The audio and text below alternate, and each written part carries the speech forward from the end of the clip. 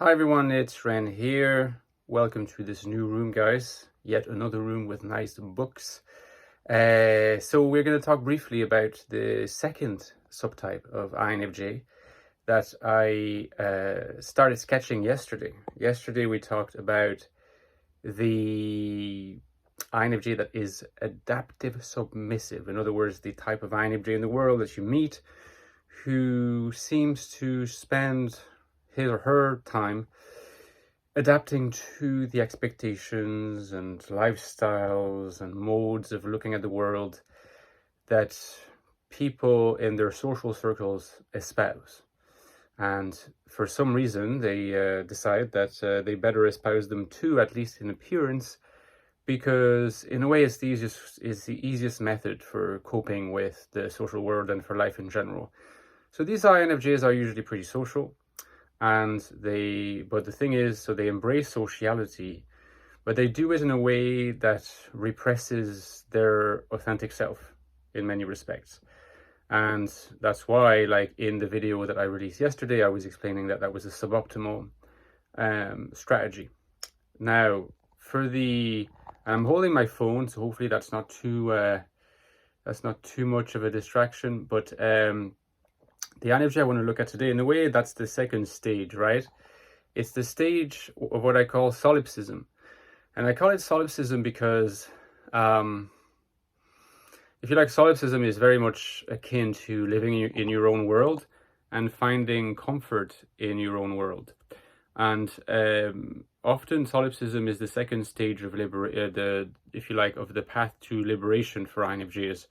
The path to liberation being a sense in which you can be social but authentic. You can be with other people whilst retaining your unique NI strangeness, because there's a strong sense in which NI, when it is allowed to operate unhindered, is strange, and that's okay. You can be tolerated by other people, you can be accepted by other people, in fact, and that is a weird thought, but you can be impressive and admired by other people. Now, not to say that this is what you should be aiming for, but this is something that happens because there's something in the human psyche that just has a certain sense of admiration for people who can be open to other people, who can be open to others and be social, but still not compromise on who they are. That's the liberated INFJ. Like the solipsistic INFJ is, like I said, is the stage before liberation. It's the stage that operates via rejection of everything that the adaptive submissive INFJ represents. So the adaptive submissive INFJ submits to the wills and opinions of others and is doing all this in the name of just getting on. You know, sometimes in conversation with friends, I call like the adaptive INFJs the just getting on INFJs. You want to get on. Well, the solipsistic INFJ is ready to reject all of that. They often are quite lonely, or rather, I should say, they're loners. They might not themselves feel that they are lonely, and although in fact that part of their psyche is most likely repressed, and they tend to develop a very, very strongly rich and developed and uniquely personalized NI worldview.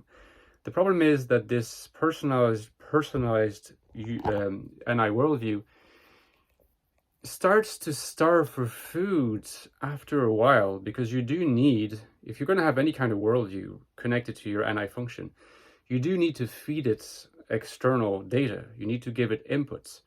And if you like, the sin of the solipsistic INFJ is that they rely on those inputs less and less until they become completely self-contained and self-sufficient, which is also why they can create narratives that lead to conspiracy theories. When you encounter INFJs, because INFJs are quite prone to conspiratorial thinking, it's almost always the solipsistic INFJs who do this.